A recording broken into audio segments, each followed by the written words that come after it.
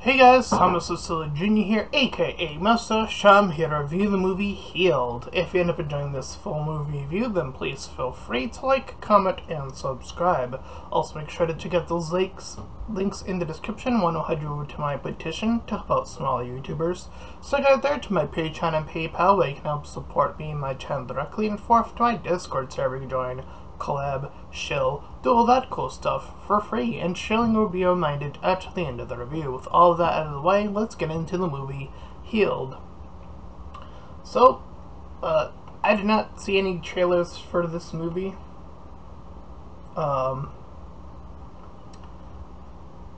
So yeah, I was going in pretty blind here. So the movie starts out with a light warning about, like, you know, strobe lights and stuff like that. So, you know, I guess, you know, I'll give you the same light warning. Like, if that's something that bothers you, probably, you know, avoid that section, I guess. But anyway, we begin the movie seeing this blonde woman named Olivia and her, I don't know if they're married yet, I think they are in this movie, and her girlfriend, or wife, named Jazz, or Jasmine, or Jazz for short, and I'll just call her that for simplicity's sake. And that's primarily what they call her in the movie anyway, so. So the movie follows this lesbian couple, and they're heading over for, like, this relaxation sort of treatment, as one of the two of them is currently pregnant. They never go into, like, who she got pregnant with. I'm assuming, I mean, she kind of alludes to being with this guy, this boyfriend at one point, Olivia, that being, of the two of them. So if I had to assume anything, it'd probably be that guy, but I don't know for sure. But again, so they end up, she ends up with Jazz here, though, anyway, and they're going to this place of relaxation. After some radio, and after some singing, they're chilling. We learn that this Jazz character is a little bit of a pop idol, or you know, popular singer. So they're also doing it to get away from all the craziness, as it were. So when they arrive, they get told pretty early on to hand over their phones, which, you know, in any given scenario, when you're told that, that's usually a yellow to red flag, if anything. You should be definitely raising a bit more questions. Luckily, Jazz, among the two, does raise a bit of a little bit of a fight before giving up her phone.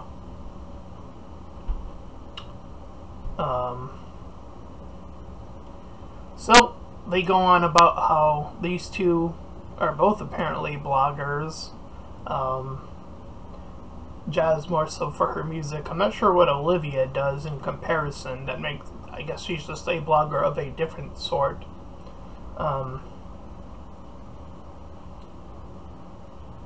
And she opens up pretty early on about her Olivia's father being of opposite politics.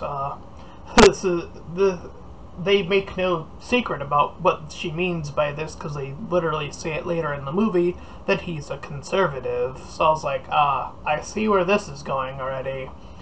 Someone who, you know, doesn't want gay people to get married, etc., etc., etc. You know, God hates the gays. We all know the talking points at this point. It's 2024. You can't fool me. As soon as it's brought up, it's like, oh, okay, got it, you know. So, we're off to a pretty explicit start here. The movie makes that crystal clear. And the owner, who I'll just call the owner, I don't think the movie actually ever states the therapist, I'll put that in quotes, therapist, says her name anywhere in the movie. At least I don't remember she does. So I'll just call her the therapist or owner of this area. So she separates the two of them to have like these two separate, sessions of like relaxation and all that stuff.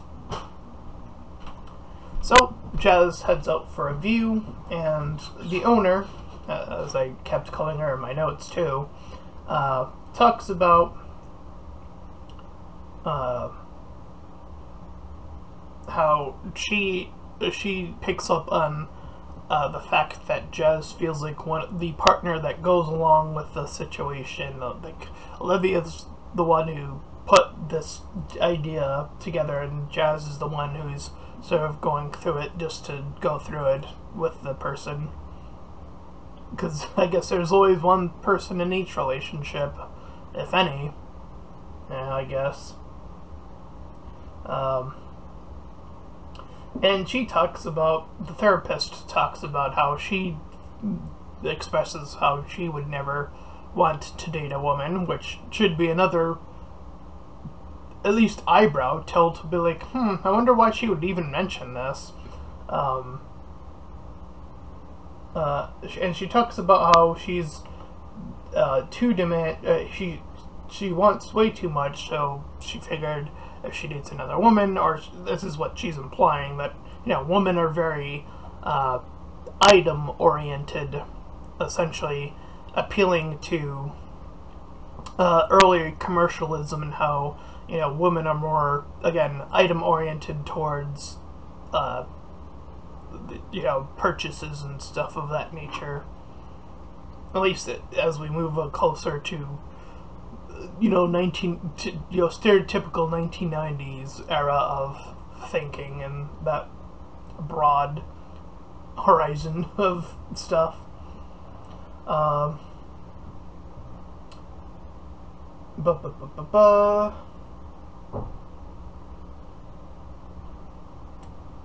So we continue to see that Jazz is the least of the participants, so she heads out for a smoke. The therapist joins her, once again really focusing on Jazz more than Olivia. It seems like Olivia is just sort of participating, and she's really trying to break the hardened one, the one that's skeptical of all of this. So she's the one who brings up Olivia's dad at this point, and how they were of opposing viewpoints. We cut to the morning where they make this bet off screen, I guess, about something about their drinks. So Olivia takes like these green drinks or whatever, and thus they begin to meditate, because this is all designed to be about meditation and relaxation and all that cool stuff. And we see her do like these little orb things with that makes the light sound. We see her do a mantra about referring to like a dot or something. And Jazz, among the two, not only is skeptical, but apparently has hearing loss, which means what she is hearing is not the same thing as the other characters. The tone of it is very different, and we as the audience hear the audio cue difference from her perspective as well, of how different it sounds from her perspective.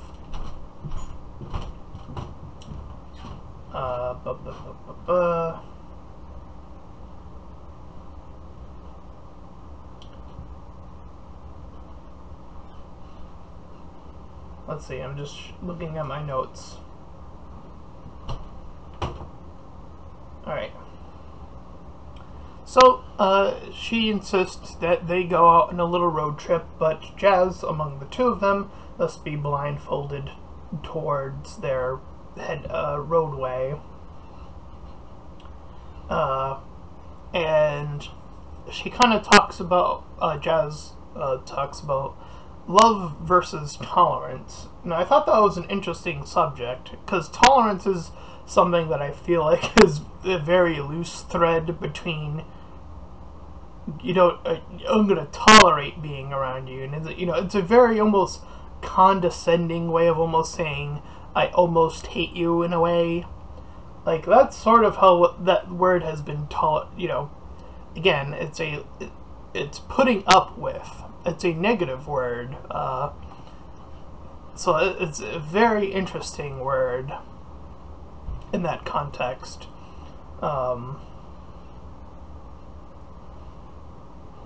So, unfortunately, they are out far too long. They end up spending, it's like super late now. So they get back to the car and it won't start. And neither of them know how to operate a car. Neither of them are a car mechanic. This runner walks up, and they hear some rustling in the distance because they're out of the car and they're like looking for like something or other. And they hear some rustling and they immediately just start running like it's a horror movie. Like, I did feel like it almost seemed a little bit out of place. I'm not gonna lie. I was like, okay. But they run into the runner, and he's like, oh, calm down, I'm just going for a run.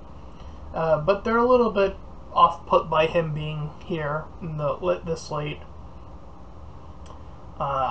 And we see that he offers to fix up their car.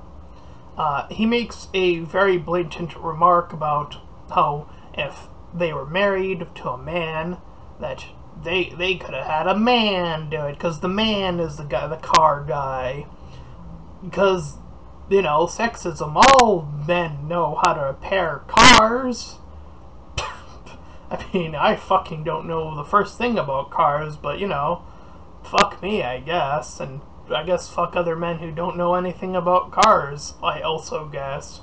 But again, it's not about the 100%, it's about the 90% of guys who get it, at least get the basics down.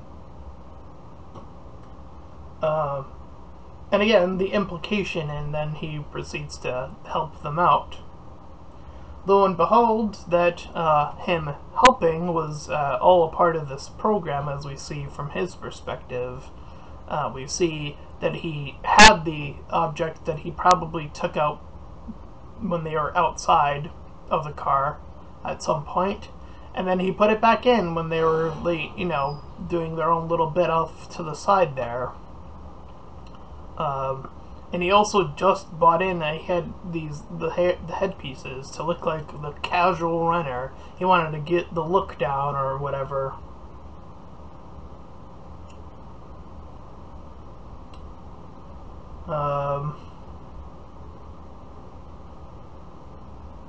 So Jazz talks about it when they arrive back, about being scared, and being scared, and they talk to the therapist about it. And she uses this touching method on Jazz that seems to work, I guess. And again, we learn how much this has been scripted, and she says that this is going to be a part of the scripting program, so, I guess this is meant to also be the first of its kind, because, this is like a trial run or whatever. I think that's implied to them at a point in the movie or whatever. Once again, Olivia now is the one talking about her conservative parents, so this is the second time they have brought that up, so I think they're making a clear distinction of which group of people really is not a fan of gay people. It's not the liberals, spoiler alert. Or it's not as much of them as you conservatives would like to believe that they are. Anyway, so we cut away to them now doing yoga.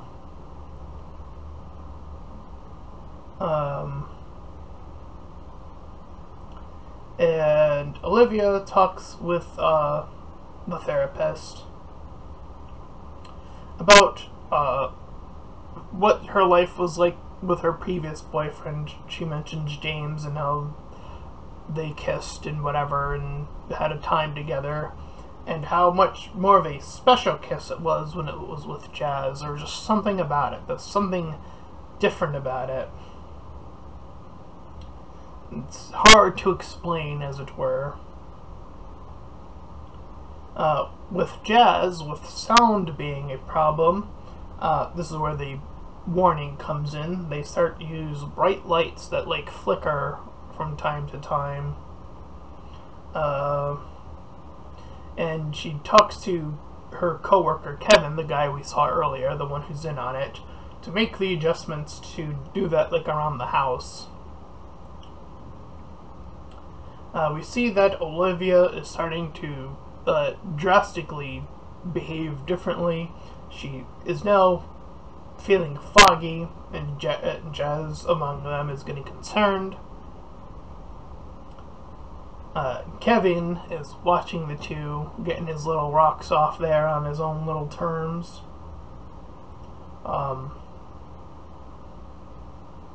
We cut to this moment of Jazz's dad, so now we're focusing on her parent, on her dad anyway, and how he was in a band and how he was playing, and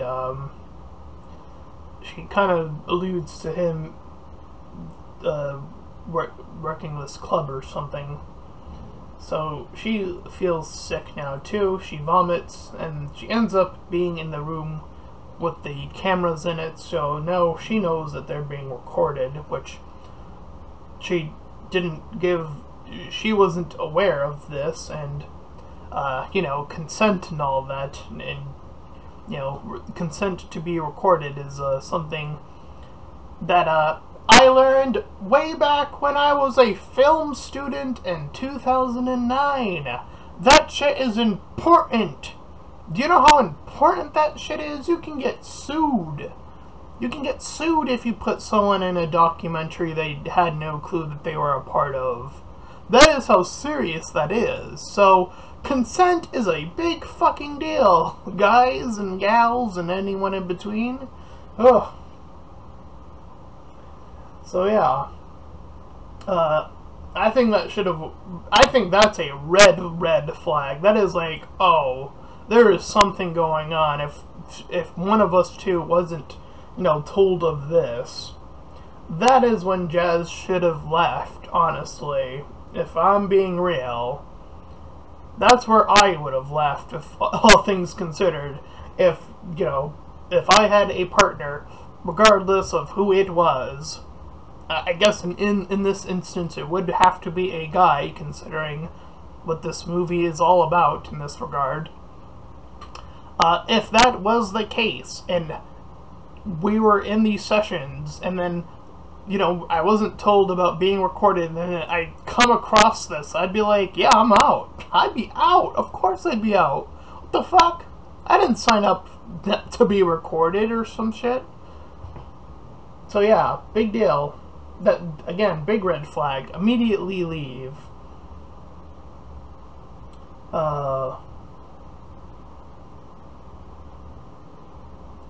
So we cut back to her, the therapist and her donors. One of them, later on, I guess spoiler alert, later on we learn that Olivia's dad is one of them.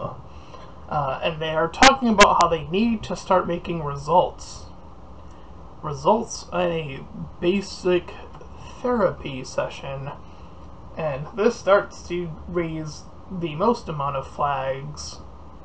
As if there weren't enough already, there's now even more.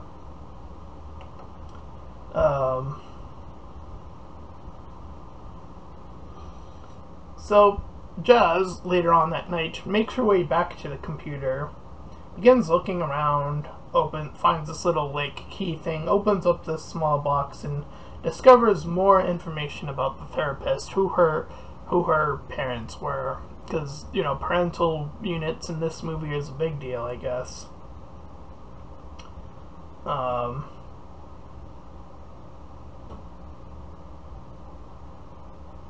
So now Jazz wants to get them out of there.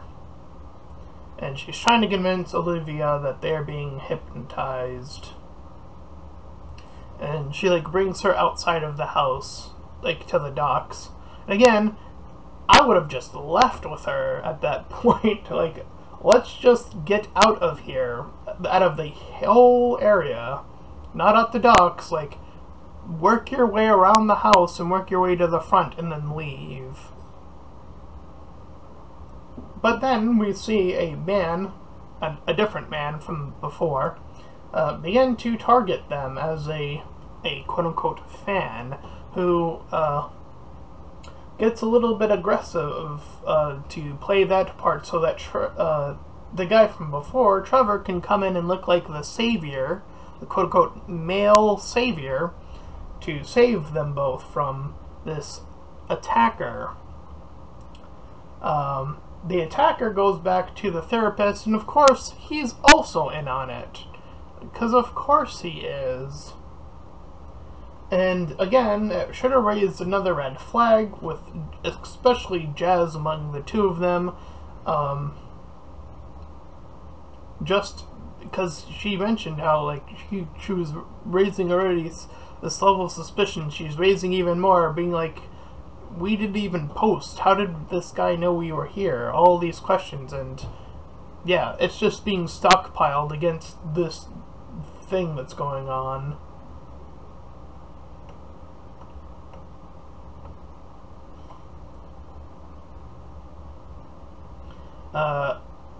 So once the other guy is kicked out, Trevor mentions how he kind of slips here and mentions how he's a part of the security, or helped build the security.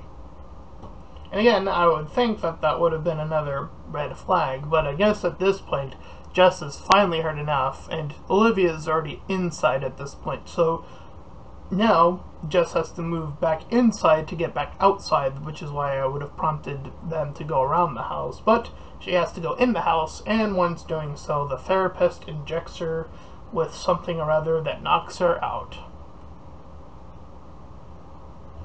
And we see a cutaway toward the dad, about now that being Jess's dad in this instance, forcing her into the gigs about being this, I guess, young rock star, or whatever type of pop star she is, or rock star, I don't know which one, but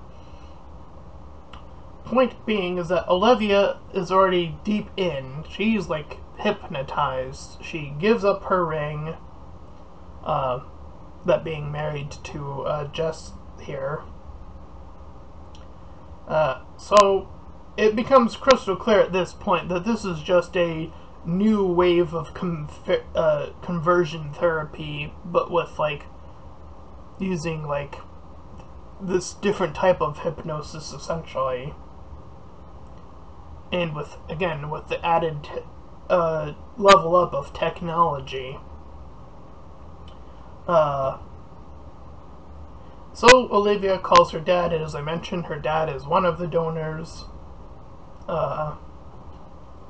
So the therapist brings Olivia to Jazz. After there's this whole moment where they contain Jazz in this one room, and Olivia's already back in, or she has been for a while. So they have Jazz, like, set up in this room, kind of like how you see in the poster there, that looks like this. And so she's alone in there, and then, like, Olivia's being brought home, and she's, like, halfway back, I think, about approximately, and, like, she mentions how, like, she feels like she's forgetting something. She mentions to the driver. Now, I'm assuming the driver has no clue about what's been going on. I'm assuming this is just like a Uber, or whatever the driving service is in this universe, or I don't know. So anyway, so after hearing something, after Jazz has been whittled down, I didn't put it in my notes, unfortunately, so I don't remember what she does to get out of it exactly. I'm trying to remember, like, what she does to get out of the mind, like, the fuckery that's happening here. I think she hears something that the woman says, and that, I guess it, like, just triggers a memory or something, and that, like, that was enough, I think. And then she uses her computer to do the same thing for Olivia, essentially, is, like, play a certain song to get her. So as they're driving, she has the headphones on, she hears that song, she snaps out of it, she's now making her way back.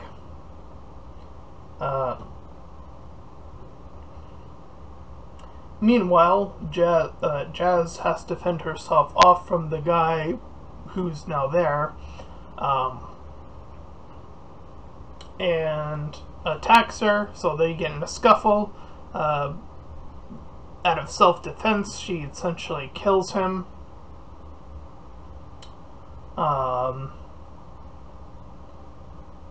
So, you know, once there, she gets to Jazz, Olivia does, and so too does the therapist, and the therapist is like, I was just trying, you know, she's trying to play it off now. Oh, I was just trying to help you guys. I was trying to heal you, as the movie implies. And she's like, you know, doing the 2020, we've been hearing this, you know, the kids can't learn about being gay. That's like, there are conservatives who still say that in 2023. Like, the kids don't need to understand that about attraction versus sexual attraction, because those two are two different things. We can't teach our kids that being gay is okay. No, they're too stupid for that. That's literally what conservatives say. Kids are too stupid to understand what being gay means. Seriously, the Ben Shapiros, the Matt Walsh, Michael Knowles, that one, Amalia, whatever her name is, Brett, whatever her last name is, all of them, every single one of them has said it at one point. Oh, it's all about protecting the kids. It's always that excuse. Spoiler alert, when somebody says that, that's usually a reinforcement of said homophobia. Like, they've already said the homophobic thing, and then they reinforce their homophobia because it's for the kids. It's how it always goes, every single time. That's how you know you're dealing with someone homophobic. Spoiler alert, if you didn't know, now you know. So yeah, they get on her about that. They take her down.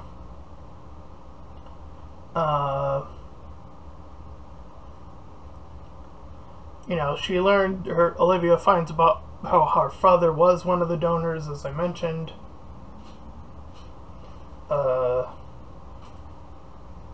So they force her phone open to, like, give them access to a phone, because their phones are, like, whatever. So they escape after the fact. They end up on the car and they end up driving away. She ends up just screaming, so I think she's left alive at the end of the movie. I think that's the implication anyway. And I don't know, but I would assume that they'd probably be calling the cops or something. I don't know. But yeah, that was the movie Healed. I was a little bit, I got a little bit turned around on this one. At first, I was like, this movie's kind of bland and, I mean, not bland, but sort of generic. You know, I thought it was going to be your typical, like, romance movie, but just with lesbians, which in 2023, it's like, yay, you know, casual support and all that, but, you know, the movie then does take its turn, when it's pretty deep, and then you start to notice the yellowish flags, and then the deep red flags, and then there's about some total of them where you're just like, yeah, get out of there. This place is bad. And there is a part of me that feels like there are certain conservatives. I don't know which one of them's it would be, but I think that there would still be some of them that would be down for this type of program. Honestly, I do, and that is a level of like, oh Jesus Christ, actual horror. Like, to think that there are still people who do this homophobic thing, and New Year and everything. This is being recorded in, and we're still have not escaped that, not in its totality. And yeah, it's definitely something that since it's all there's no like electrolytes in the old like therapy, conversion therapy of like how they used to do it. There is this level of almost this scary possibility that I can almost see like certain groups of people trying to fight for, being like, yeah, this is gonna help people, and they'll inflate that to your sort of average parents, and then the parents will become more and more subdued by this sort of tactic, and then believe that this sort of system will work. And it's like, what are we doing? And I think that this movie is a very good cautionary tale to help us avoid this happening, because we've removed conversion therapy for a good reason. It was a harmful thing that harmed beyond gay people, obviously, because there are different types of camps. As I want to discover, there's like, I just watched this documentary about this camp that was just designed for delinquents as a broad statement. So, whatever that group entails of, I guess. And I'm sure, and again, there are probably other camps. Like, I've heard about the fat camps before or whatever. I've heard about those before. I haven't seen any of them in my lifetime, but I mean, at this point, I guess I really wouldn't be surprised by any of those existing or coming back to exist. And just in this new, invigorating way, this more subtle way of being like, yeah, but we'll get you. We'll heal you of your condition, quote unquote. So this movie, I gotta say, this movie completely turned me around. I was like, okay, this is gonna be your average, like, 5 out of 10, like, just your average, pretty. I went from that to being like, yeah, I think this movie is a really strong opener to the new year for me. So I'm going to go ahead and give this movie a 9 out of 10. Really strong opener for 2024. So I definitely enjoyed it. I would recommend watching this movie. And I guess this will be one of those conversational ones, or it's just like, ooh, really hard hitting against the conservative camp here on this one. So, whoops, but not really. Anyway, if you end up enjoying this review, anyway, then please feel free to like, comment, and subscribe. Also, make sure to check out those links in the description. One will head you over to my petition to help out smaller YouTubers. Second and third to my Patreon and PayPal, where you can help support me and my channel directly. And fourth to my Discord server, you can join, collab, and chill, and all that cool stuff. And until next time, everyone, bye-bye.